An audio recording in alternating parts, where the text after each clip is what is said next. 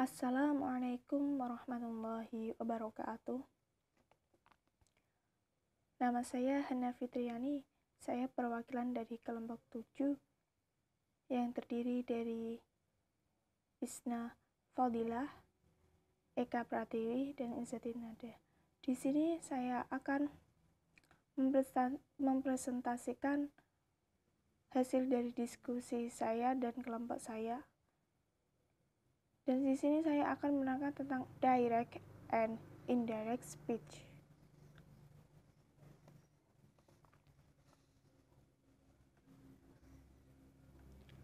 Direct and indirect speech adalah materi yang menjelaskan tentang penyampaian sebuah informasi kepada orang-orang yang sedang membutuhkannya. Direct indirect speech tersebut berguna untuk melaporkan sebuah kejadian yang tengah dialami oleh seseorang. Ciri-ciri direct indirect speech ialah terdapat tanda petik seperti question mark, baik secara American dan British, juga tidak menggunakan kata hubung dalam penulisan bahasa Inggrisnya.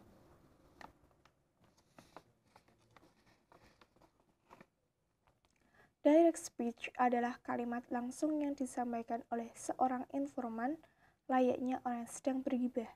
Direct speech tersebut menggunakan question mark sebagai ciri-cirinya dan tidak menggunakan kata hubung dalam pembentukan kalimat berbahasa Inggris. Example, Abdul said I am handsome. Henry said I am a rich guy.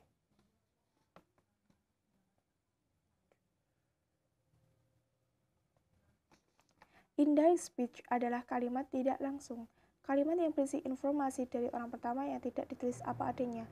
Maksudnya hanya menyampaikan apa yang telah disampaikan oleh orang pertama yang memberikan informasi tanpa mengubah satu kata pun.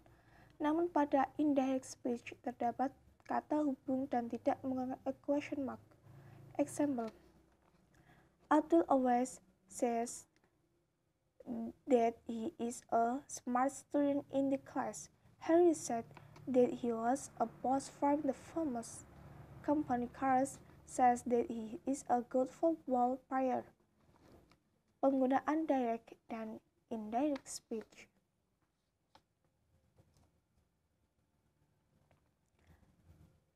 Kind of direct and indirect speech. Jenis direct dan indirect speech. Yang pertama, statement pernyataan. 2. Imperatif perintah. 3. Question pertanyaan.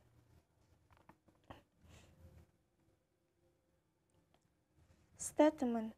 Pembahasannya meliputi perubahan tenses, pronoun, dan adverb. Adapun kata hubung yang digunakan adalah that. Perubahan tense terjadi pada subclause. Example, direct speech. He said, I was rich. Indirect speech, he said that he had been rich. Kalau untuk direct speech tidak ada perubahan dalam tense, dan yang berubah hanyalah untuk direct speech dan hanya mundur satu kali dari tense yang digunakan oleh main clause.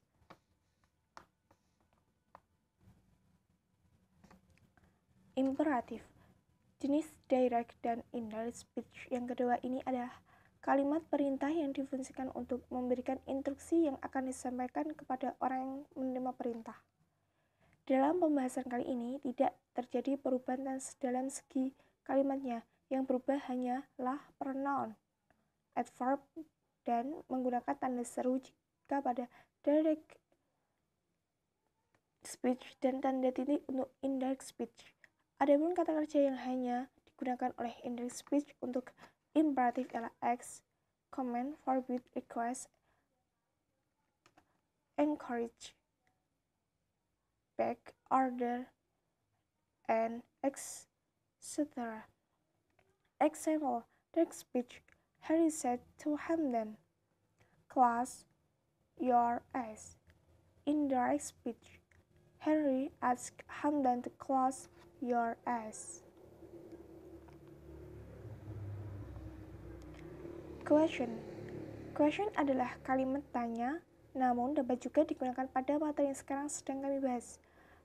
Aturan perubahan dalam question yang digunakan yaitu berubahnya tense, pronoun, adverb, dan bentuknya.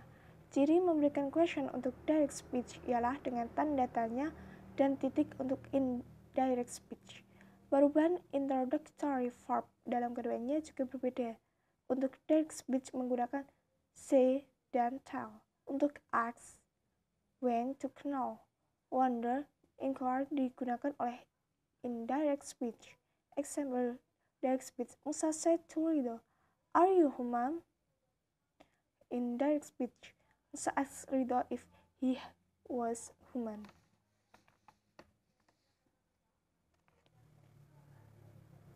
Perubahan tense pada direct and indirect speech. Direct speech, indirect speech. Simple present. She said, "I feed my dog."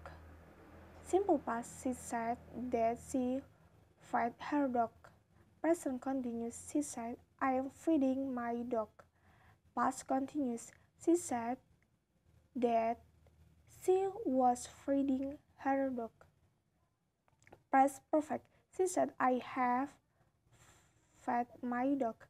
Past perfect. She said that she had fed her dog.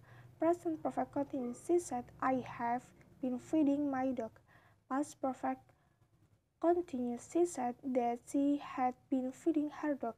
Simple past. She said, "I fed my dog." Past perfect. She said that she had fed her dog. Past continuous. She said, "I was feeding my dog." Past perfect continuous. She said that she had been feeding her dog. Simple future. She said, "I will feed my dog." Conditional. She said that she would feed her dog. To continue, she said, "I will be feeding my dog." Conditional. She said that she would be feeding her dog.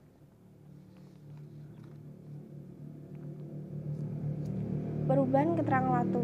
Karena biasanya mengacu pada kejadian di masa lampau, tentu saja keterangan waktu pada indirect speech juga mengalami perubahan.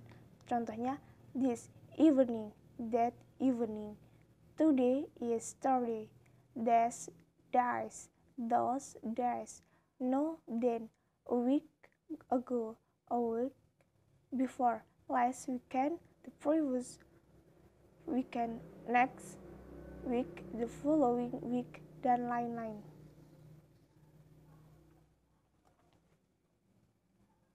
Perubahan peranan karena indirect speech biasanya merupakan kalimat yang mengulang ucapan orang lain. Pronoun juga harus diubah seperti contoh berikut. He said, "I am going to fix my doctor's tricycle next week." Kalimat di atas tidak diubah menjadi he said that I was going to fix my doctor's tricycle the following week, melainkan he said that he was going to fix his doctor's tricycle the following week. Intinya, karena umumnya indirect speech mengacu pada kejadian di masa lampau, jangan lupa untuk mengubah tenses berbentuk present menjadi past. Ingat juga, keterangan waktu yang digunakan setelah subjek dalam kalimat biasanya harus mengalami perubahan. Cukup sekian dari saya.